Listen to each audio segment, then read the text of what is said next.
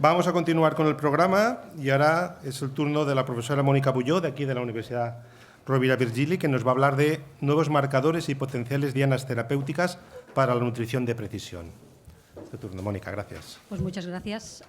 Si me permiten, voy a coger el micrófono porque suelo moverme bastante, los que me conocen lo saben, entonces estar detrás de esto, no sé si a la cámara le voy a molestar mucho, espero que no, si me dicen que no me mueva, intentaré no hacerlo. Bien, a mí me toca hablar pues esto, ¿no?, de nuevos biomarcadores y posibles dianas terapéuticas para la nutrición de precisión. Y si esto fuera un juego de naipes, yo diría que las dos charlas que me han precedido estarían mostrando las cartas que tienen para la partida. Y mi charla iría más en mostrar las cartas que deberían tener si lo que quieren es ganar la partida, ¿vale? Si esto lo extrapolamos a lo que es la industria agroalimentaria muestra sus cartas. De hecho, han salido, tanto en la primera sesión como en la segunda sesión, han salido un par de preguntas entre el público de por qué esos bioactivos, por qué esos compuestos, ¿no? Y justamente lo que quiere la industria agroalimentaria tiene un objetivo muy normal, que es posicionar su producto en el mercado. Pero saben muy bien que para posicionar ese producto en el mercado necesitan darle un valor añadido. Y en ese valor añadido, lo que es el tema de health, lo que es el tema de salud, o por ejemplo también lo que son los cosméticos, pues juega un papel relevante. Por tanto, a la hora de escoger qué producto va a salir en el mercado, tienen que fijarse cuál será el objetivo, es decir, cuál será el target, cuál será la diana, qué es lo que queremos cambiar. Y ahí es donde entra pues esta nutrición de precisión y un poco en lo que estamos trabajando. Creo que está bien siempre mirar de dónde venimos y hacia dónde vamos. Y en temas de biomedicina, voy a mirar el reloj porque a veces me paso de tiempo, en temas de medicina diríamos que la era pasada se centraba mucho en la intuición médica y aquí pues estábamos a merced de la calidad y el conocimiento que tenían nuestros clínicos, también ahora, pero tienen más herramientas, y al final pues se basaban en signos y síntomas y pues era un poco el ensayo-error, ¿vale? En la época actual nos basamos en la evidencia, ¿no? En la medicina basada en la evidencia, en ensayos clínicos, estudios epidemiológicos, observacionales, donde nos dan los ensayos clínicos, nos dan el máximo nivel de evidencia. ¿Y hacia dónde vamos? Pues vamos hacia la era de la medicina de precisión o la medicina personalizada y vamos hacia la era, digamos, de los algoritmos. Es decir, utilizar fórmulas matemáticas. Recordemos cuando éramos pequeños que las matemáticas nos gustaban mucho, pues vamos a eso. Vamos a utilizar fórmulas matemáticas para ver qué es lo que tenemos que hacer, cuándo, cómo y dónde. De hecho, cuando hablamos de medicina de precisión, personalizada, nutrición de precisión, está como muy de moda. Y cuando yo pregunto, ¿pero sabes realmente qué es? Bueno, sí, es la medicina para mí. Bueno, no es exactamente esto, a pesar de que somos personas, ¿no? Realmente no es hasta 2015 cuando se queda, digamos, por escrito una primera aproximación de lo que es la medicina personalizada, que ya les digo que ha ido cambiando y de hecho todavía a veces utilizamos personalizada y precisión de manera indistinta y no es lo mismo, en lo que nos dice que, bueno, es la estrategia terapéutica correcta para la persona correcta y en el tiempo correcto. O bien, si hablamos de prevención, pues de saber cuándo tenemos predisposición a una enfermedad y, por tanto, dar una estrategia preventiva a tiempo. Si nos centramos en la nutrición de precisión, que en definitiva sería, estoy buscando el cursor aquí, sería de lo que voy a hablar ahora, la nutrición no deja de ser una de las ramas de la medicina y, por tanto, lo que pretende la nutrición de precisión es dar consejos nutricionales basados en técnicas altamente precisas, y aquí es donde entran las ómicas y otras estrategias actuales, ¿vale? Basadas en nuestra genética, en nuestro estilo de vida. Bueno, veremos más detalladamente en muchos componentes. Por tanto, la nutrición de precisión para la medicina personalizada lo que engloba básicamente sería la nutrición individualizada, basada pues esto en el fenotipo, en el genotipo del sujeto, pero no debemos olvidarnos de que vivimos en comunidad, por tanto también la nutrición de precisión engloba lo que sería la salud pública y por tanto a nivel comunitario, y también vivimos en un planeta que supuestamente queremos seguir viviendo en él, aunque a veces tenemos ciertas dudas de que realmente estemos trabajando para ello, y por tanto nos tendríamos también que basar en esta nutrición sostenible, nutrición respetuosa con el medio ambiente, etcétera, etcétera. Y esto es lo que se conoce como One Health. Un término que ahora está muy de moda, ¿no? Una salud única, One Planet, One Health, básicamente. Cuando uno pone este tipo de términos en un proyecto, sabe que las herramientas de IA van a filtrar el proyecto de manera positiva. Luego, cuando el revisor de verdad, ¿no?, a dos patas, digamos, no lee la propuesta, dice, me ha juntado 30 términos sin saber muy bien cómo los juntaba. Pero bueno, vende, la verdad es que todavía vende. Realmente, ¿qué le queremos pedir a la nutrición de precisión? Yo diría que se lo queremos pedir todo. Y ese es el principal problema. Pedimos que ese producto sea perfecto para todo. Y cuando digo todo, lo digo en mayúscula, subrayado, en cursiva, como lo queráis poner en vuestros apuntes, ¿vale? Realmente siempre nos hemos preguntado cómo las condiciones de salud, ¿no?, en función de nuestra patología, de nuestra condición fisiológica, pues tenemos que comer una cosa o la otra. Tenemos recomendaciones nutricionales para la población, que hace siglos casi que existen, no siglos, bueno, sí, del siglo pasado ya existía. También en qué medida pues, estos nutrientes juegan un papel relevante en el metabolismo, ¿no? O cómo nuestro estilo de vida, si hago mucho deporte, si hago poco, si soy sedentario, si vivo aquí, vivo allí. Esto es bastante clásico en nutrición, pero en la nutrición de precisión ya buscamos cosas más accurately, es decir, buscamos cosas más precisas. De allí el término nutrición de precisión. Ya le estamos pidiendo realmente cuáles son nuestras necesidades en función de nuestra genética, de nuestra epigenética, de nuestro metaboloma. Es decir, pues eso, le estamos pidiendo el todo, ¿no? Estamos también pidiéndole el timing. Hay grupos aquí que trabajan en cronobiología. ¿Cuándo tengo que comer? ¿Qué? ¿Dónde? ¿Cómo? ¿De qué manera? ¿Qué cantidad? Es decir, toda una serie de interrogantes de los cuales todavía no tenemos pues, la respuesta, como veremos.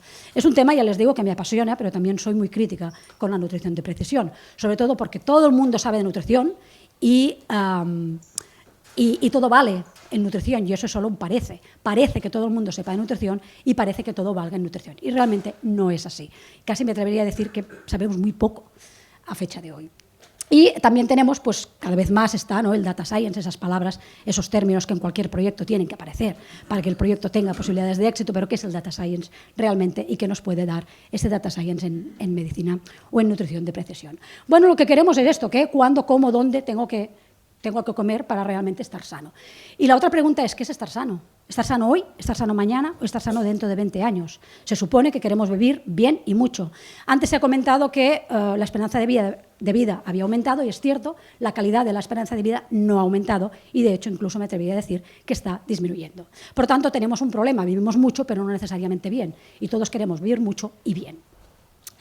Si miramos la nutrición de precisión, tenemos diferentes factores que son infinitos. Algunos están aquí: estresores, cronobiología, genética, factores contextuales, ambientales, etcétera, el sexo, la raza, la edad, la etnia. Y bueno, todo esto interacciona en nuestro organismo y da toda una serie de respuestas. Cambios transcriptómicos, cambios metabolómicos, cambios de microbiota. Se ha hablado de varios aspectos aquí. También fíjense que hasta ahora se ha hablado básicamente de animales, que también nosotros somos animales, algunos más que otros, pero somos animales. Se ha hablado de animales pequeñitos, los C. elegans, se ha hablado de las larvas de zebrafish, se ha llegado hasta la rata, pero no se ha pasado de las 4 patas. Y yo estoy hablando ya de los animales de 2 patas supuestamente racionales, es decir, nosotros. Así que nuestro organismo es mucho más complejo, por eso teóricamente estamos arriba del todo de la escala, ¿no?, de complejidad animal. Bien. Una cosa, perdón, que no he dicho aquí. Claro, para saber cómo todo esto interacciona, necesitamos algún marcador, alguien que nos diga cómo está aquello o cómo debemos modificarlo y en qué sentido. Si no tenemos un marcador, se ha hablado en la primera charla, la doctora Bravo ha hablado de la hipertensión y ha hablado de los IECAs. Bueno, para la hipertensión nos fijamos en la presión arterial sistólica y la presión arterial diastólica. Estos son los marcadores. Bueno, no es hasta el año 87, 1987, al siglo pasado ya, ¿no?, cuando se define, en cierto modo, qué debería ser un biomarcador, y se dice que debe ser una medida objetivable, no subjetivable, es decir, que sea realmente una medida, no una interpretación. Y no es hasta el año 2001 cuando la Organización Mundial de la Salud define realmente qué debería ser un biomarcador. Pero si nos fijamos y hurgamos un poco en nuestra historia, vemos que la temperatura es un marcador, clarísimamente. Y ya desde 1592 tenemos un termómetro, es decir, tenemos, bueno, funcionaba más o menos bien, pero tenemos el primer termómetro de Galileo Galilei, donde se mide temperatura. Eso es un marcador. Y a fecha de hoy todavía no tenemos, y me sabe mal decirlo, pero ya hago spoiler, todavía no tenemos biomarcadores que sean capaces de superar las capacidades predictivas de la mayoría de marcadores que se están utilizando en la clínica. Léase, por ejemplo, la glucosa. Y lo digo porque nosotros trabajamos hace un tiempo y por más metabolómicas que le metimos por allí, no fuimos capaces de encontrar nada que tuviera un valor predictivo más elevado de la glucosa, ¿vale? En algunas áreas, por ejemplo en el área cardiovascular, sí que se ha conseguido algún biomarcador mejor que el colesterol, pero cuesta encontrar un biomarcador. Y cuando hablamos de biomarcadores, ¿a qué nos referimos? Es que en realidad estamos hablando de moléculas que de alguna manera nos traquean, nos monitorizan la seguridad, el diagnóstico, el riesgo, susceptibilidad de patología, el pronóstico, la predicción, la respuesta a un fármaco, por ejemplo, a un alimento, ¿no? Y la monitorización de una enfermedad. Es decir, de nuevo, a un biomarcador se lo estamos pidiendo todo. De ahí que muchas veces hablamos de biomarcadores cuando en realidad no son biomarcadores, y algunas veces algún revisor también a nosotros nos ha tirado las orejas y nos ha dicho son potenciales biomarcadores, porque para decir que es un biomarcador necesitas mucho más. Y tiene razón. Así que le tuvimos que decir, pues sí, usted razón, muchas gracias, vamos a atenuar, ¿no? nuestra discusión en el artículo. ¿Cuáles son las características que debe tener un marcador para que sea efectivo? Tiene que ser reproducible. Es decir, no vale un estudio y ya está, he encontrado el marcador. No, tiene que ser reproducible, lo tengo que reproducir aquí y donde sea. La glucosa se reproduce aquí y donde sea. La temperatura se reproduce aquí y donde sea. Y en todas las partes significa lo mismo, ¿vale? Por tanto, tiene que cumplir con este criterio, que muchas veces para publicar nos lo saltamos un poquito. Tiene que ser sensible, es decir, capaz de detectar pequeños cambios. Y ahí estas técnicas más ómicas, esta precisión en la tecnología, pues nos permite, de alguna manera, detectar pequeñas diferencias. Tiene que ser específica, es decir, tiene que ser específica de eso, porque si sirve para todo, es pleiotrópico, ya no es un buen biomarcador, porque lo marca todo, ¿vale? Tiene que tener plausibilidad biológica, es decir, vale, de acuerdo, pero hace algo, tiene algún papel, es decir, es biológicamente plausible. Si queremos meterlo en el mercado, tiene que ser coste efectivo. Nuestro sistema de salud es el que es, nuestro sistema sanitario es el que es, los costes en salud son muy elevados y, por tanto, tiene que ser algo bueno, bonito, barato. Aquí sí que esta frase que siempre nos dicen funciona, ¿vale? Tiene que tener relevancia clínica y eso es una pared, una barrera con la que siempre nos encontramos cuando trabajamos con clínicos, que es que nos dicen, bueno, vale, ¿y eso? Tradúcemelo a algo que sea comprensible. Y dices, bueno, es que esto es un marcador, que ahí también tenemos un poco de problemas a veces. Tiene que ser accesible, es decir, mínimamente invasible. Te voy a sacar el cerebro para saber si tienes una placa de beta-amiloide. Esto no me sirve in vivo. Por tanto, necesito otros fluidos biológicos o otra zona donde mirar y que sea mucho menos agresiva. Y luego tiene que ser estable, porque si a la que me lo miro desaparece, no me sirve de mucho. ¿De acuerdo? Los podemos clasificar de 20.000 maneras si queremos, yo me centraré más en esta parte de aquí, los podemos clasificar en función de lo que nos hacen en la patología, si nos predicen, si nos detectan, en función de si son de imagen, bioquímicos, moleculares, etc. Yo me centraré más en los basados en la genética, que cuando hablo de genética no hablo únicamente de genes, sino que también hablo de epigenética, que es esa genética que sí podemos modificar. Y alguno me dirá, ¿los genes también? Sí, la terapia génica existe, pero todavía está en pañales, ¿no? En cierto modo. Tenemos los marcadores basados los potenciales marcadores basados en proteínas, ¿no? La microbiota, que está también muy de moda, y luego otros metabolitos. Nosotros nos movemos más en la prevención y eso viene a raíz de que, bueno, mi abuela siempre decía es mejor prevenir que curar y es una cosa que me quedó muy grabada en la mente. Y cuando trabajamos a nivel poblacional no podemos tratar a toda la población. Es humanamente imposible. Por tanto, cuando hablamos de nutrición comunitaria o de medicina comunitaria, hablamos de prevención. Obviamente hay que tratar a las personas enfermas, por supuesto, pero es mucho mejor, y a veces cuesta entenderlo, económicamente, socialmente, a nivel de impacto en salud mental, es mucho mejor prevenir que no tratar. ¿De acuerdo? Por tanto, por eso nos movemos más en la línea de prevención. Y estos serían 2 pacientes, estos seríamos nosotros a fecha de hoy, donde hay un individuo enfermo, espero que no haya nadie en la sala que esté enfermo, donde hay un individuo enfermo y un individuo normal. Son muy colegas desde el principio y cuando vamos unos años atrás los dos eran iguales. Pero hay un momento en el cual algo cambia en su organismo. Ese algo es lo que no vemos y es lo que queremos ver. Por eso nosotros trabajamos principalmente en marcadores de riesgo. Intentamos anticiparnos y esto siempre es difícil. Antes he hablado, por ejemplo, de las placas de amiloide. Está muy bien, cuando ya tienes la placa de amiloide llegas tarde. Ya eres, digamos, enfermo. Por tanto, nos interesa mucho más ver qué pasa antes de que haya una placa de amiloide. Pero claro, si no hay placa de amiloide, ¿en qué me fijo? Por tanto, tenemos que buscar estos marcadores, estos indicadores de predicción. O sea que nos moveríamos aquí. Bien, y aquí sí que otra otras palabras clave que siempre hay que poner, y más hoy en día, es la inteligencia artificial. Es decir, llega un momento en que uno tiene tantos datos que dice, yo no sé cómo manipular esto y tengo que irme a la IA. Y la IA ahora es muy famosa, pero en realidad hace mucho tiempo que estamos con la IA. Cualquier teléfono es una IA, en definitiva. Lo que pasa es que ahora tenemos IAs que aprenden por sí solas, lo cual tiene unas ventajas y puede tener unos inconvenientes. ¿Qué hacen estos modelos de inteligencia artificial? Pues cogen datos de registros médicos, datos de imagen, que ahí hay un área muy potente, nosotros no trabajamos en esta área, los datos también de datos ómicos o estos biomarcadores, que es lo que me voy a centrar, y datos fisiológicos, ¿vale? Todo esto lo integran mediante Machine Learning, Deep Learning, tropecientos mil algoritmos. Decidme lo que queráis que os haga y en Machine Learning todo lo aguanta. Ese es uno de los principales problemas también que tenemos en inteligencia artificial. La inteligencia artificial lo aguanta todo, pero cuando intentamos darle un sentido clínico a ese todo, ahí es cuando todavía estamos teniendo un problema. Hemos evolucionado mucho en términos tecnológicos, pero todavía nos falta evolucionar en términos, digamos, mentales o de comprensión nuestra, ¿vale? Y a partir de aquí, pues bueno, pues podemos hacer el drug discovery, ¿no?, etcétera. Y aquí, en la inteligencia artificial, cuando hablamos de nutrición de precisión, nos centramos sobre todo en las ómicas o en la biología de sistemas, otro término que está muy de moda. Ustedes seguramente habrán escuchado biología de sistemas, pero ¿saben realmente qué es? Bueno, no voy a definir tampoco biología de sistemas, no sé ni si yo lo sé realmente, pero en cualquier caso lo que sí que tenemos es un organismo muy complejo que, como siempre hacemos como Jack el Destripador, vamos por partes, intentamos pues ir destripando nuestro organismo. Y tenemos en la base la genómica, la epigenómica, la transcriptómica. Yo aquí ya metería la epitranscriptómica, vamos complicando cada vez más la terminología, ¿no? La proteómica, la metabolómica, la microbiota.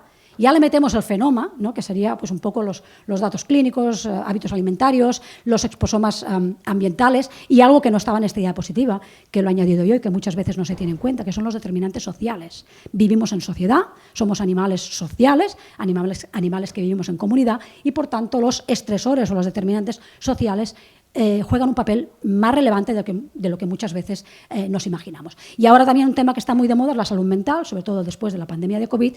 Bien, pues estos determinantes sociales impactan, y se sabe, la gente que trabaja en salud mental impactan drásticamente en la salud mental de la población. Todo esto lo integramos, o al menos lo intentamos, y aquí, pues sí, pues teóricamente podemos obtener estas señales, estos biomarcadores, podemos clasificar mejor las patologías, podemos, algo importante para la industria también agroalimentaria, no solo para la farmacéutica, buscar targets terapéuticos o preventivos y, sobre todo, hacer modelos de predicción. ¿Quién va a desarrollar qué, cuándo y cómo? Todos queremos esta bola mágica, ¿no?, sobre todo cuando, ahora que llegan las Navidades, ¿no?, ¿qué número va a salir en la lotería de Navidad? Yo prefiero que me toque el euromillón, ganas más en una sola vez, ¿no? Pero bueno, en cualquier caso, a todos nos gustaría saber el número de lotería, pues a todo el mundo le gustaría saber cómo va a desarrollarse, bueno, a todo el mundo, ¿no?, cómo va a desarrollarse su vida. Bien, yo me centraré principalmente en lo que serían, porque es lo que hemos trabajado tal vez más, ¿no?, lo que serían los marcadores de consumo, lo que serían los marcadores de riesgo de determinadas patologías o determinadas condiciones metabólicas, y luego lo que son los mediadores, que a mí es algo que me genera especial interés, porque si algo es un mediador lo puedo cambiar. Si lo puedo cambiar, puedo modificar su efecto. Si puedo modificar su efecto, significa que hay esperanza, es decir, que hay luz al final del túnel, ¿vale? Y además, pues eso, son potenciales dianas terapéuticas, no únicamente marcadores. Voy a hacerles un repaso de algunas de las publicaciones, sin centrarme mucho, si alguien quiere alguna que me lo diga, en lo que hemos ido trabajando a lo largo de estos años. Fíjense que me remito ya a la prehistoria de la investigación en nutrición de precisión, que es el 2012. Verán también que como grupo hemos evolucionado, o al menos lo hemos intentado, al menos diría que no hemos involucionado. En este caso, pues bueno, era un estudio de intervención con frutos secos y queríamos buscar biomarcadores o marcadores del consumo de frutos secos. ¿Por qué? Porque al final lo que uno ingiere es muy subjetivo. La única manera que tengo de saber qué han comido ustedes es preguntarles. Y me pueden mentir, consciente o inconscientemente, pero me pueden mentir. Obviamente tengo algunas estrategias para pillar un poquito a los mentirosos, pero al final no deja de ser un tema subjetivo. Y aquí lo que buscábamos era algún marcador bioquímico, ¿no? Y en este caso, bueno, encontramos dos urolitinas, que son derivados de un tipo de polifenoles que se metabolizan a través de la microbiota intestinal. Y nos diferenciaba muy bien la población que sí que había consumido frutos secos de la que no. Por tanto, era, bueno, una manera de saber, ¿no?, si bioquímicamente y objetivamente si habían consumido el producto que les dábamos.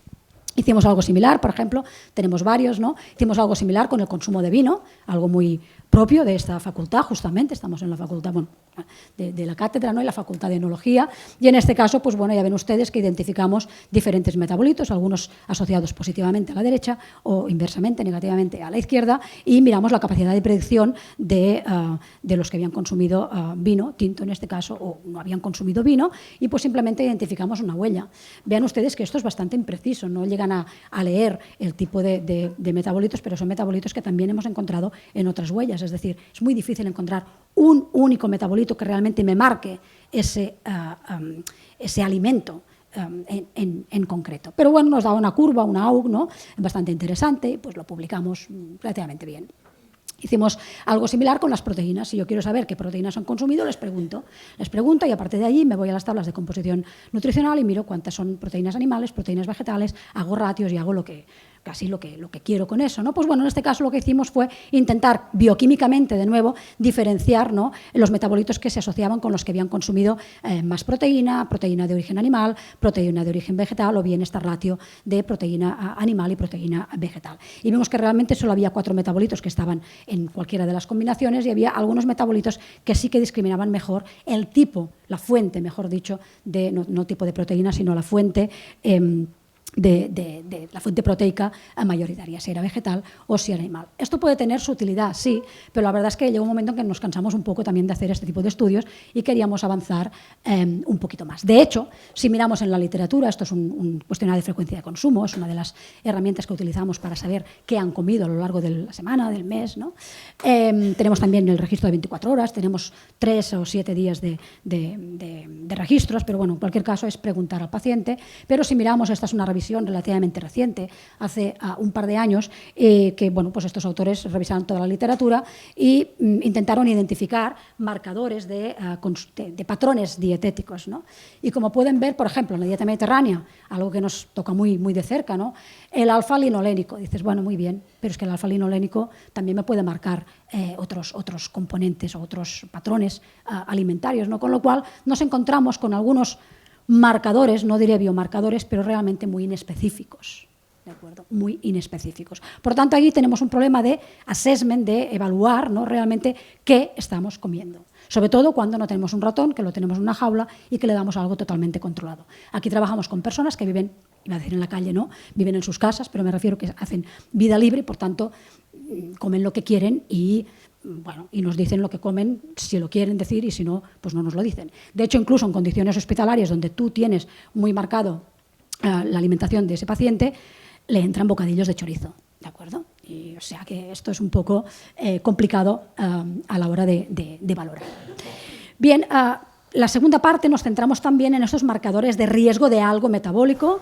Nosotros trabajamos principalmente con las non-communicable disease, ¿no? Trabajamos principalmente con obesidad, diabetes cardiovascular, y en los últimos 10 años nos hemos movido también en la línea de el deterioro cognitivo y las demencias, tal vez porque nos estamos haciendo viejos, ¿no?, o tal vez porque la sociedad también está envejeciendo y es un problema de salud pública muy importante, y porque además va relacionado con la diabetes y con la obesidad, es decir, no es simplemente porque sí. Y en este caso, pues bueno, estábamos trabajando con obesidad, y una de las principales dificultades que tiene el paciente que vive con obesidad no es el perder peso, sino el mantener el peso perdido. ¿De acuerdo? Es muy difícil mantener el peso perdido y es muy fácil, o relativamente fácil, perder peso, aunque la gente que tiene que perder peso te diga que no, pero al final es relativamente fácil. Bien, aquí lo que hicimos fue, teníamos un estudio en el cual habíamos sometido a una población a una pérdida de peso y luego lo seguíamos para ver si eran capaces de mantener o no el peso perdido. Hicimos un análisis metabolómico de cuáles eran los metabolitos que cambiaban durante la fase activa de pérdida de peso. Identificamos principalmente una serie de lípidos, de sustancias lipídicas, diferentes especies lipídicas que cambiaban. Y si cambian, puede indicar que a lo mejor están jugando algún papel en alguna vía metabólica, en la fisiología, ¿no?, de la obesidad. Por tanto, quisimos ver en qué medida estos metabolitos eran capaces de identificar aquellos que mantenían el peso perdido o aquellos que aumentaban de peso corporal tras la restricción calórica, ¿vale? Y esto es lo que hicimos en esta segunda parte del estudio, y aquí pueden ver estos mismos metabolitos, aquellos que realmente discriminaban entre los que mantenían o no mantenían la pérdida de peso. Y esto puede ser interesante porque, en realidad, si tenemos marcadores de mantenimiento del peso perdido, podemos hacer estrategias terapéuticas o preventivas, ¿no?, de weight regain mucho más precisas. Y estamos hablando de nutrición de precisión. Y eso lo hicimos tanto para el peso corporal como para la adiposidad, porque al final no es tanto cuánto pesas, sino de qué estás hecho. Es decir, qué cantidad de grasa tienes, porque puedes pesar mucho y ser pura fibra, puro músculo, ¿no? O puedes pesar mucho y ser, pues, o puedes pesar poco y tener mucha cantidad de grasa corporal que no es para nada saludable. Otro de los aspectos que abordamos en este mismo estudio, esto fue un proyecto europeo, era la saciedad. La saciedad, de nuevo, es un componente, un aspecto muy subjetivo. ¿Cuán saciado estás? Mucho, poco. Bueno, mucho, poco comparado con qué, ¿no? Y aquí lo que hicimos es intentar buscar algún indicador objetivo de esa saciedad. Por tanto, bueno, pues teníamos en este estudio, habíamos hecho 2 análisis de saciedad, de alguna manera teníamos como una cohorte, digamos, de validación, de screening y una cohorte de validación, ¿vale? Lo que vimos es que 2 de los metabolitos, que era la glicina y el linoleico, pues sí que se reproducían tanto en un momento de saciedad como al cabo de unas semanas de hacer otro análisis de saciedad, ¿vale? Aquí tienen ustedes pues las correlaciones con las escalas de saciedad. ¿Cómo evaluamos la saciedad? Con una escala analógica. No sé si lo han hecho alguna vez, y es marca del 1 al 10 cuán saciado estás. Como pueden ustedes comprender, esto es extremadamente subjetivo. Porque si estoy muy animado, ¡uala!, estoy súper saciado, ¿no? Si estoy muy deprimido, a lo mejor me estoy muerto de hambre. O al revés. Por tanto, no deja de ser un tema de percepción. Y lo que buscamos es algo objetivo. Recuerden que la objetividad era uno de los criterios de ser un buen biomarcador. Esto tiene potencial impacto en industria. Al final, toda esa gente, todas esas industrias que se dedican a generar o a generar productos para el manejo del peso corporal, pues puede tener su importancia, porque al menos, recuerden la partida de naipes del principio de la sesión, tienen algo contra lo que saben que tienen, o pueden tener algo contra lo que saben que pueden impactar. Ya no es ir tan a ciegas. Tengo un producto, no sé qué hacer con él, voy a ver si. No, tengo un producto, este producto tiene esto, yo sé que en esta condición metabólica o lo que sea, esto se me modifica, voy a ver si esto puede casar o no. A veces hay match o like, y a veces pues no hay match. Igual podíamos desarrollar una app, ¿no?, de tipo un Meet o algo así, ¿no?, para poder hacer matchings con esto. Bien, hemos trabajado también en temas de microbiota, otro de los aspectos que es un hot topic, todo el mundo habla de la microbiota. La microbiota está allí desde que nacemos hasta que morimos, y de hecho está allí desde que la especie humana está sobre la faz de la Tierra. También existen animales, por cierto, si ustedes tienen perro o gato, que sepan que su microbiota es muy similar, ¿vale?, aunque sean muy limpios y se laven las manos después de tocar al animal. No me queda tan claro cuando uno tiene un pájaro, seguramente también algo pasa, pero bueno, en mamíferos pues esto es una realidad. En este caso, lo que quisimos ver es en qué medida algunos metabolitos que están alterados en función de la microbiota intestinal tenían capacidad de predecir la enfermedad cardiovascular, y lo que utilizamos fue el MACE, que es en realidad una combinación de diferentes patologías cardíacas, lo tienen aquí, el infarto de miocardio, el fallo cardíaco, y bueno, lo que identificamos de nuevo fue huellas. Fíjense que estamos hablando todo el rato de huellas, patrones, signatures, si lo quieren llamar así, pónganle el nombre que quieran. Estamos hablando de patrones que se asocian o no con un mayor riesgo de una patología u otra, o una condición metabólica u otra. Y bueno, lo que veíamos es que, pues que estos metabolitos realmente se asociaban con un mayor riesgo de mortalidad por todas las causas, en este caso, que a mí también me hace mucha gracia cuando hablamos de mortalidad, porque vamos a morir todos. No sé si alguien tenía alguna duda acerca de eso. Lo que pasa es que queremos morir tarde, ¿no? Y bien, en cierto modo, si es que hay manera de morir bien. Pero realmente encontramos pues, un modelo metabólico, ¿no?, que predecía un poquito mejor lo que es la enfermedad cardiovascular. A mí ya no me interesa tanto el tema de que prediga mejor la enfermedad cardiovascular, sino que la metabolómica, igual que otras ómicas, lo que nos da es información de los mecanismos que están cambiando. Porque al final esto lo podemos impactar en vías metabólicas que habéis estudiado en bioquímica en algún momento, ¿no? Todos hemos estudiado en algún momento, pues podemos impactar en cuáles son las vías metabólicas que están cambiando, y por tanto podemos conocer mejor cuáles son las causas de esta patología, o al menos teóricamente. Más recientemente, como les decía, nos hemos movido al mundo de las demencias, del deterioro cognitivo, y en este caso pues, tenemos un problema, y es que los mejores marcadores para el riesgo de demencia se encuentran en el líquido cefalorraquídeo o directamente en cerebro. Y a fecha de hoy todavía no me he encontrado a nadie que me deje un trozo de cerebro en vivo, y sí que se hacen punciones lumbares, pero no deja de ser agresivas. Por tanto, nosotros con nuestra idea de la prevención estamos intentando buscar marcadores periféricos. Cuando digo periféricos no me refiero a que estén en el pasillo, sino marcadores que se encuentren, pues, no sé, en orina, en sangre, que sí que sobre todo la sangre también es algo agresiva. No podemos decir que una extracción es inocua, porque no lo es, pero es mucho menos agresiva que una punción lumbar. Es más, yo por un estudio de investigación no me dejaría hacer una punción lumbar, en cambio una extracción de sangre me he hecho 50.000 simplemente para tener muestras, 50.000 no, pero simplemente para tener muestras en el laboratorio. Y aquí identificamos, también en metabolómica, pues identificamos una huella de 17 metabolitos que se asociaban con un mayor riesgo de desarrollar una demencia con el tiempo. Y eso lo habíamos ajustado por diferentes biomarcadores y realmente tenía una capacidad predictiva ligeramente, confusores, tenía una capacidad predictiva un poco mayor. Por tanto, aquí sí que yo le veía un interés clínico porque digo, bueno, con una muestra de sangre pues puedo ver qué está pasando, digamos, en tu cerebro. Y esto es una línea que seguimos trabajando y seguimos desarrollando. En este caso en metabolitos, en este caso hicimos algo muy similar con Small Non-Coding RNA. Aquí entra la genética, en realidad no entra la genética, en realidad entra la transcriptómica, ¿vale? Y en este caso lo que hicimos, de nuevo en sujetos humanos, todo el rato estoy hablando de humanos, fue identificar una huella de Small Non-Coding RNA que se encontraban aumentados o disminuidos en esta población, y aquí tienen ustedes el modelo de predicción en relación con otros modelos, pues incluyendo las variables comunes como son la ApoE, como son el Minimental, la educación, etc. Por tanto, estamos hablando en este caso de predicción y estamos hablando de potenciales moléculas target para agroalimentaria o farmaindustria.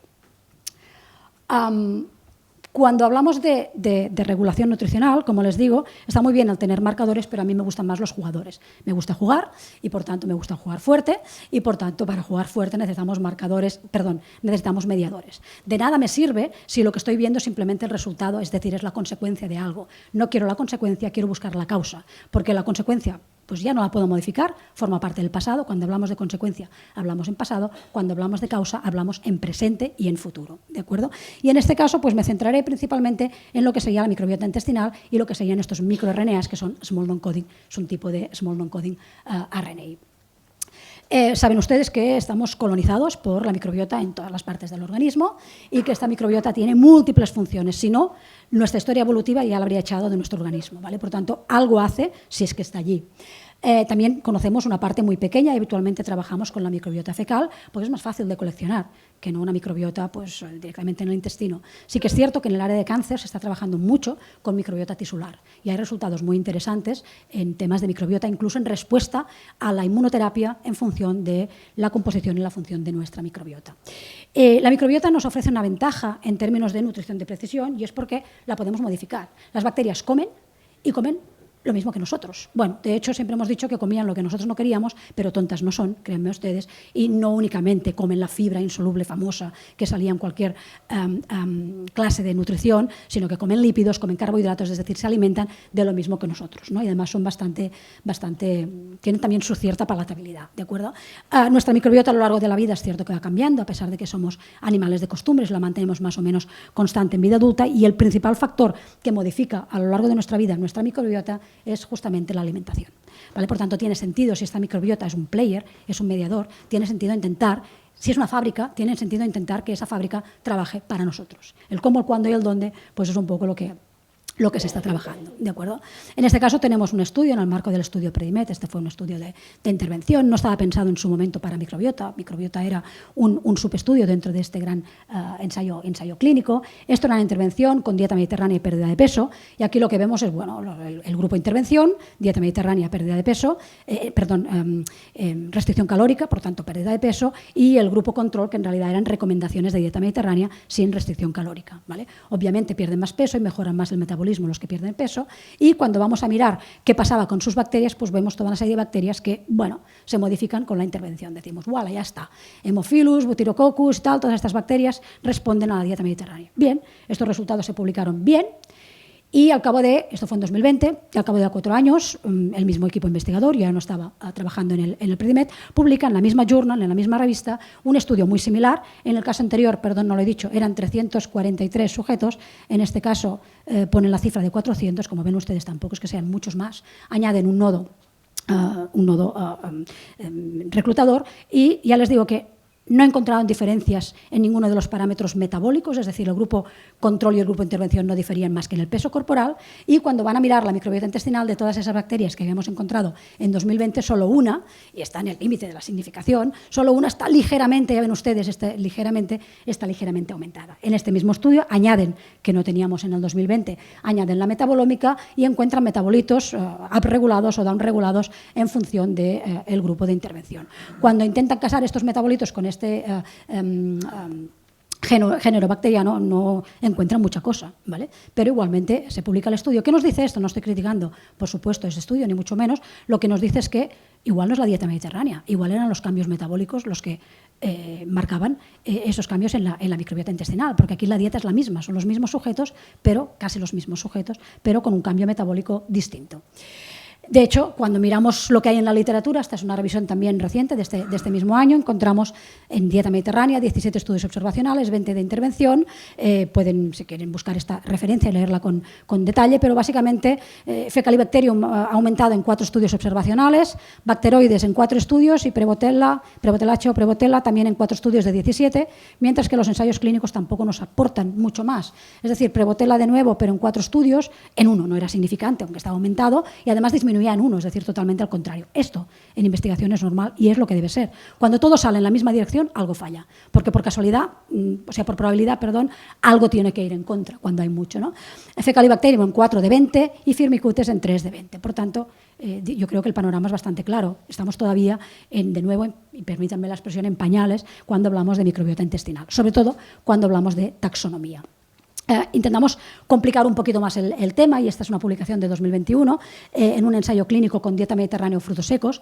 Este estudio tenía como objetivo desmitificar los alimentos milagro, que está como muy de moda, ¿no? Tómate esto y seguro que salvarás el mundo. No, estamos alimentándonos en un contexto.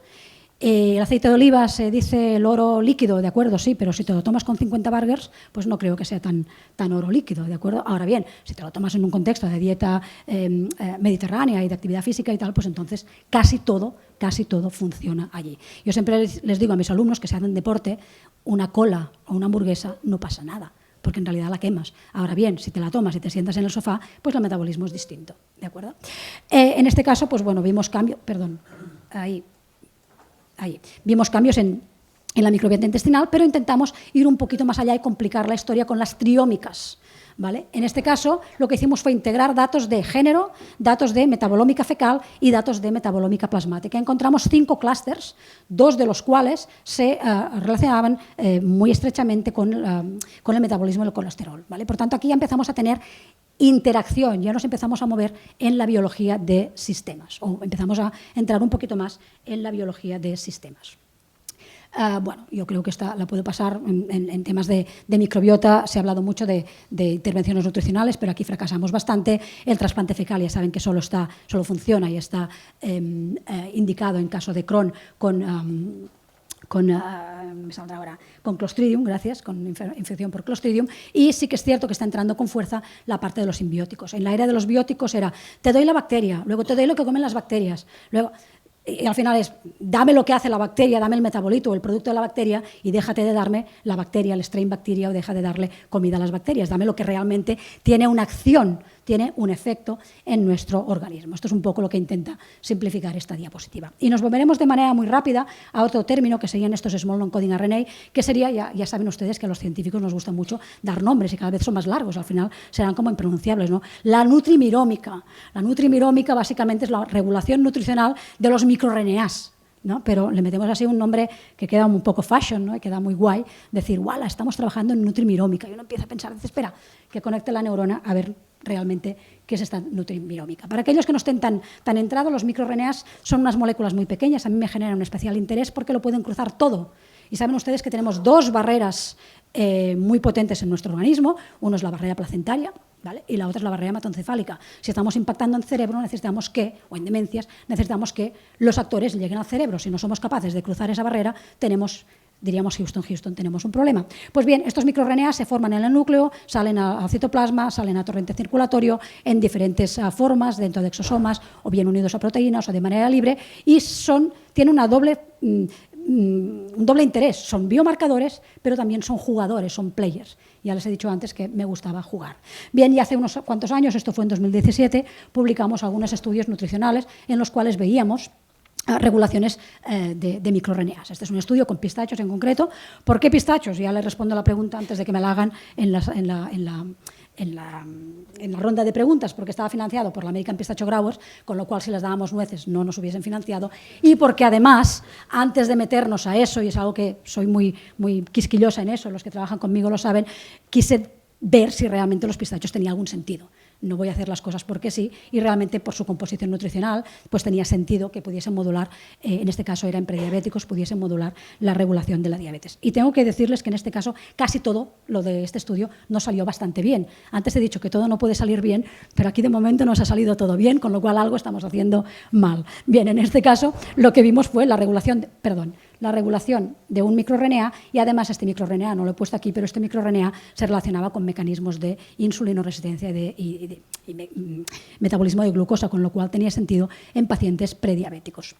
Trabajamos también en otro estudio, en este caso con los carbohidratos. Saben ustedes que los carbohidratos nos aportan más del 50, 55, 60% de energía, por tanto tienen mucha importancia en nuestra alimentación, pero los carbohidratos los tenemos de alto o bajo índice glicémico, y esto es la respuesta que nos genera en términos de insulina. Esto fue un ensayo clínico con alto índice glicémico, bajo índice glicémico o low fat en pacientes con sobrepeso o obesidad, y también veíamos aquí un microRNA que estaba realmente regulado por el índice glicémico de la dieta. Y además este microRNA se relacionaba con mecanismos de adiposidad, con lo cual tenía esa plausibilidad biológica que les he dicho antes que un potencial biomarcador debería tener.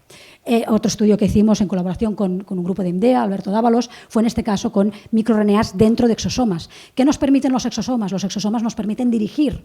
Por tanto, podemos dirigir un cargo, lo que lleva ese exosoma, y esto en la industria alimentaria y en la industria farmacéutica les interesa mucho. Podemos dirigir supuestamente a un tejido concreto y podemos liberar a ese tejido. Mientras que un microRNA libre va por todas partes un poco como loco, como pollo sin cabeza, podríamos decir, ¿vale? En este caso, pues bueno, identificamos algunos upregulated, downregulated, ¿vale? Y además los identificábamos también de manera longitudinal, es decir, qué pasaba cuando al cabo de un año de intervención nosotros volvíamos a mirar estos mirnas en exosomas. Y lo último que estamos trabajando, y aquí sí me muevo ya con los dos estudios de animales, terminaré la charla, ya me muevo en animales de 4 patas, porque cuando trabajamos con demencia y con cerebro, como les he dicho antes, no podemos impactar en cerebros vivos. Podemos ir en cerebros post-mortem, hay biobancos, pero allí ya tienes que tener un grado de madurez del proyecto bastante más elevado. En este caso eran unos animales, los APP, PS1, que son animales dobles transgénicos que desarrollan una enfermedad tipo Alzheimer, y que además, metabólicamente, cuando tú les das una dieta alta en grasa, se engordan, se vuelven diabéticos, es decir, desarrollan un fenotipo de diabetes. Bien, en este caso les dimos esta high fat diet, los miramos al cabo de 6 meses, perfilamos los microRNAs en 3 tejidos. De nuevo les digo, a nosotros nos interesa eso cuando queremos transportarlo al mundo humano, porque en cortes y en hipocampo me parece muy bien, pero necesito algo en suero. Y vimos algunos microRNAs que se encontraban alterados en comparación de los controles y los APP-PS1, y también que se alteraban, creo que es la siguiente, también que se alteraban con la intervención. Y eran en concreto, esto está publicado, el MIRNA 34 y el MIRNA 146. Y lo que estamos haciendo ahora, y esto sí que está un poco ciego, porque no puedo enseñar los MIRNAs por un tema de protección de datos, hemos hecho lo mismo con una high fat diet, pero con frutos secos, es decir, con una supuesta healthy high fat diet, ¿de acuerdo? La verdad es que los resultados que tenemos hasta ahora, todavía estamos trabajando en ello, tenemos dos investigadores predoctorales, fue lo mismo, los mismos tipos de animales, sometidos a 6 meses de intervención después del destete, a los 21 días. Aquí tenemos los métodos, digamos, de laberinto y demás, de reconocimiento, ¿no?, que de alguna manera nos dicen la capacidad de memoria, que ya saben ustedes que cuando tenemos una demencia perdemos la memoria, yo ya la pierdo ahora.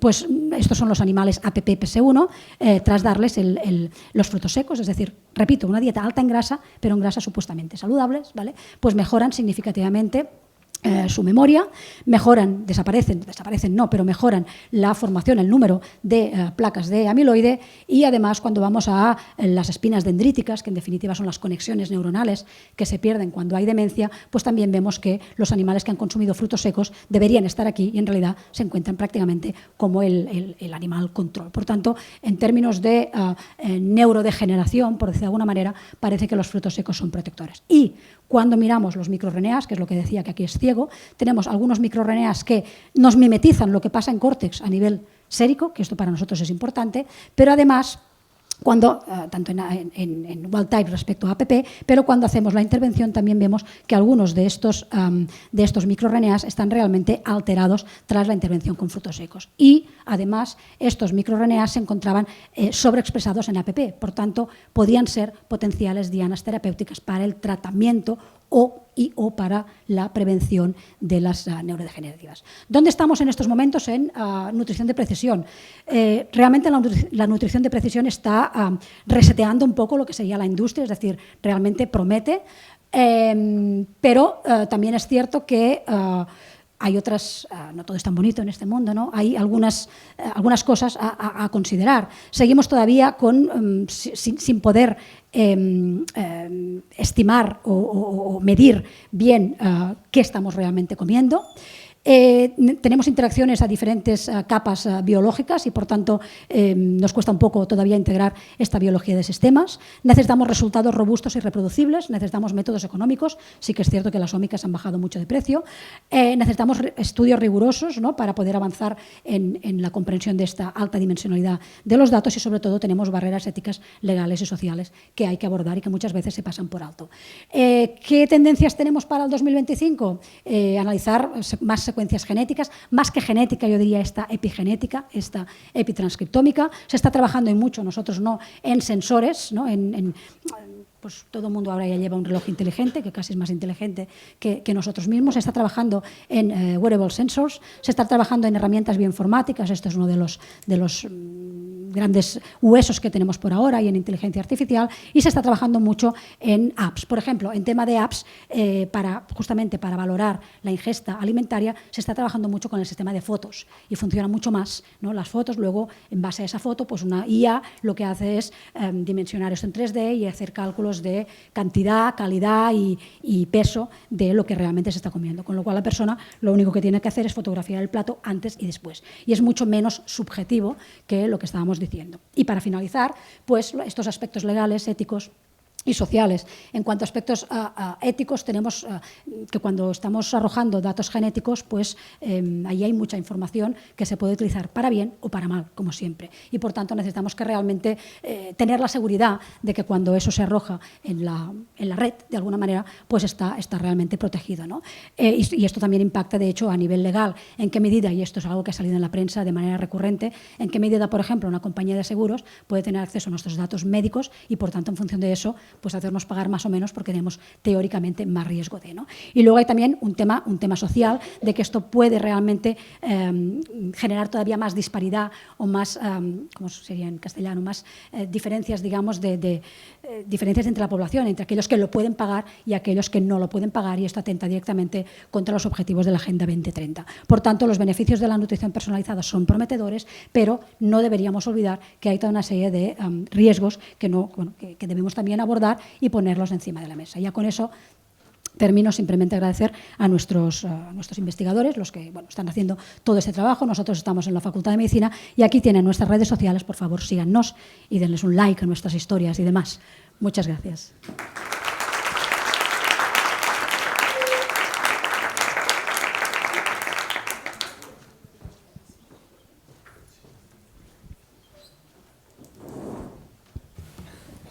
Venga, pues toca el turno de preguntas. ¿Alguna pregunta en la sala?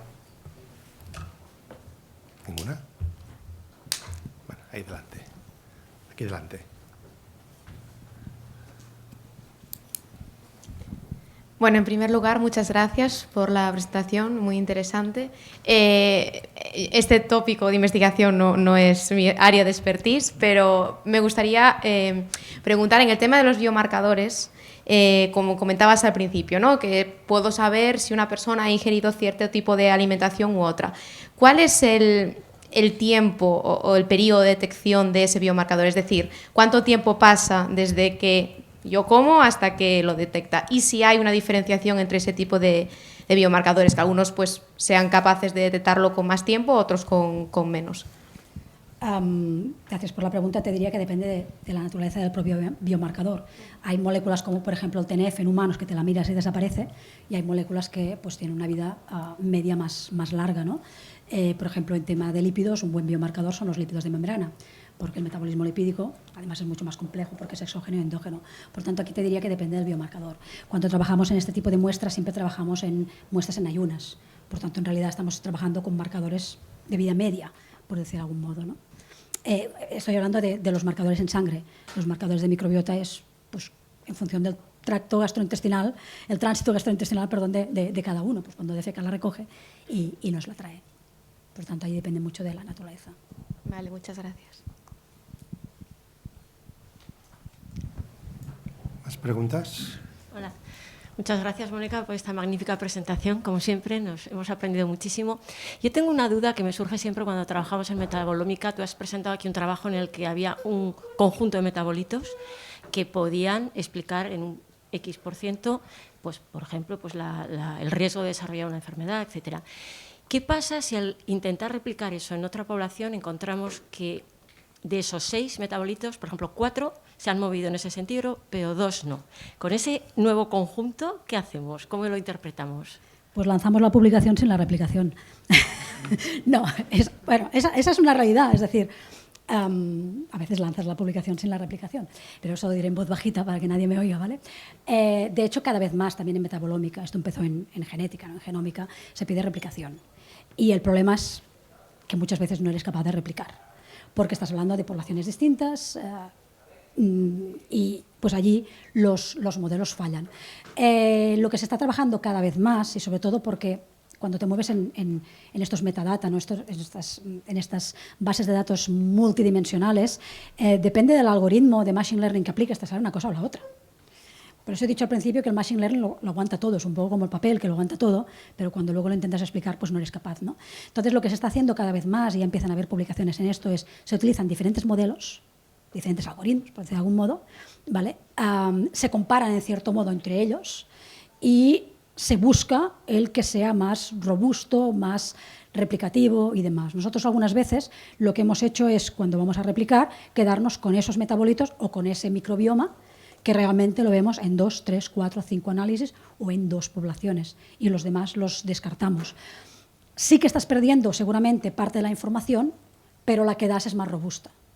Es decir, los otros los descartamos, pero no es que nos olvidemos. Igual son también potenciales dianas o marcadores a seguir, pero realmente lo que das es mucho más robusto. Por tanto, intentas, ¿no?, mirártelo. Es como cuando te miras una foto y te la miras por la Gioconda, ¿no?, que depende de dónde te la mires, no siempre te mira. Pues vamos moviendo un poco, ¿no?, el panorama de cómo lo abordamos, sobre todo en técnicas de Machine Learning, ¿no?, para luego quedarnos con lo más robusto. Y al final la huella la construimos, la huella o la signature, dilo como quieras, ¿no?, la construimos con esos que son más robustos, siendo conscientes de que estamos perdiendo información, pero abogando un poco para la mayor robustez de los findings, de los resultados.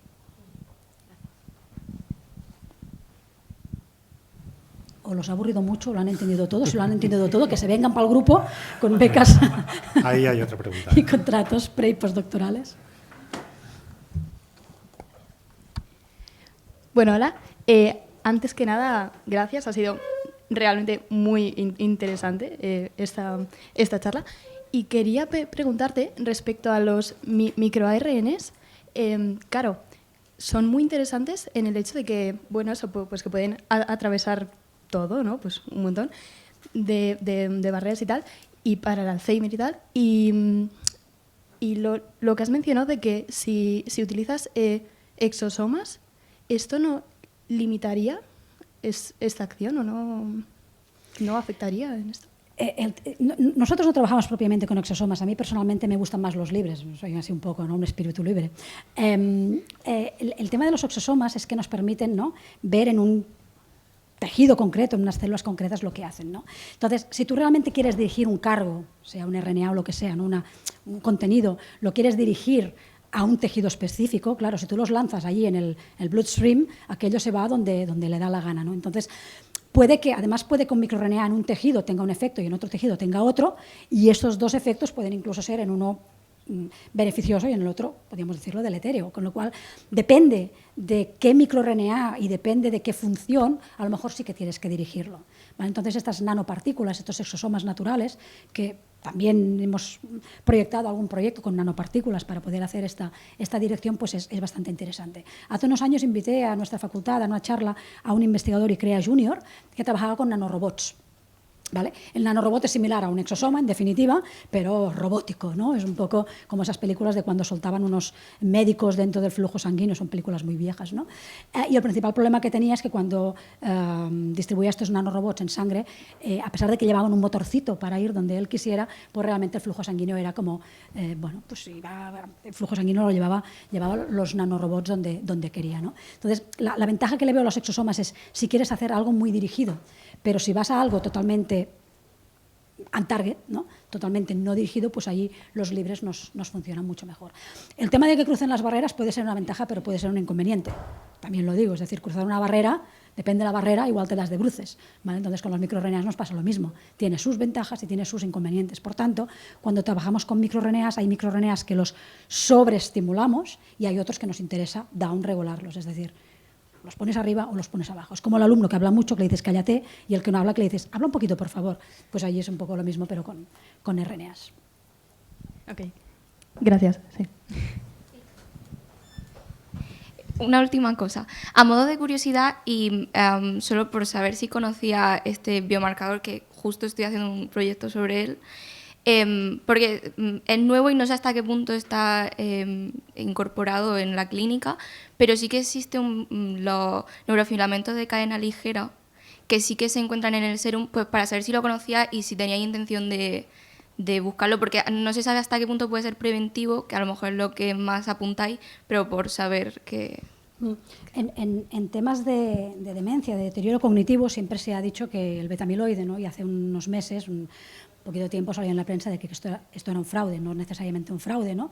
Pero sí que es cierto que ahora están saliendo, porque hay mucha gente trabajando en temas de marcadores, ¿no? Y sobre todo en periferia, ¿no? En otros fluidos, perdón, no tejidos, en otros fluidos menos invasivos.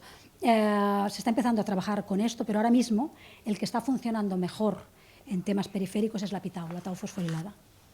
¿Puedes repetir, perdón? Sí, la p-tau, la tau fosforilada. Ajá, Hay sí. dos taus, hay una fosforilada, 181 creo que es, que funciona bastante bien, y te digo, en unos resultados que tenemos nosotros nos está molestando un poquito esa p-tau, porque hasta ahora no teníamos marcadores periféricos robustos y parece que está entrado con fuerza. ¿Vale? Entonces, y los filamentos pasa un poco lo mismo, pero por lo que sé están un poquito más, o sea, predicen menos y están todavía más en vías de desarrollo. Pero la p-tau está entrando con mucha fuerza. P-tau en torrente, sanguíneo, o sea, en sangre, sí, no en CSF. Vale, gracias. Se han despertado, Jo volia preguntar que, entenc que la nutrició de precisió acaba encaixant a la població en certs grups, segons el risc de la malaltia o factors genètics i això, i volia preguntar què creus tu en quant a predicció d'un futur, si creus que podria arribar a ser possible que arribi a tot el món o sempre s'acabaria quedant certs grups de la població exclosos d'esta nutrició de precisió? Et diré una mica que depèn del que consideri cadascú que és nutrició de precisió. Si nutrició de precisió és tu ara aquí, et diria que estem lluny i segurament no s'aconseguirà mai. La nutrició de precisió el que busca, més que tu ara i aquí, és gent com tu, ara potser i de cara al futur. No? És a dir, en realitat el que intenta la nutrició de precisió és fer grups més petits. Però quan parlem de nutrició personalitzada hem d'entendre aquest personalitzat no com tu com a persona, sinó tu com a col·lectiu. És a dir, no? Pues jo què sé, el pacient amb obesitat. El pacient amb obesitat és molt genèric. Tenim obesitats abdominals, tenim obesitats perifèriques, tenim diferents tipus d'obesitat, tenim diferents tipus de teixit adipós. No? El pacient cardiovascular, què és un pacient cardiovascular? Hi ha molts tipus de malalties cardiovasculars i hi ha molts perfils. Per tant, el que busca la medicina de precisió i la nutrició de precisió és anar fent cada vegada més petit sense que això signifiqui un únic individu. Aquesta és la meva opinió, segurament jo ja no ho veuré, no? Però quedarà per les generacions futures, però és anar cada vegada acotant més, no? Grups poblacionals cada vegada més petits. No? Abans, doncs no sé, abans es parlava de quan algú tenia una defunció per càncer, s'havia mort d'un mal dolent i tots els càncers estaven dintre la mateixa bossa. Avui sabem que hi ha diferents patologies. El càncer de mama, per exemple, hi ha diferents tipus de càncer de mama i cadascú té una resposta molt diferent també, moltes vegades. Per tant, el que intenta la medicina personalitzada o la nutrició de precisió és anar acotant cada vegada en grups més petits, no grups d'una única persona, jo conmigo mismo y sin mi sombra, no tan així. Vale, gracias. Como nos estamos pasando ya del tiempo programado para esta charla tan interesante, vamos a tener que dejarlo aquí, ¿vale? Y continuaremos con la mesa redonda, ¿vale? Que la va a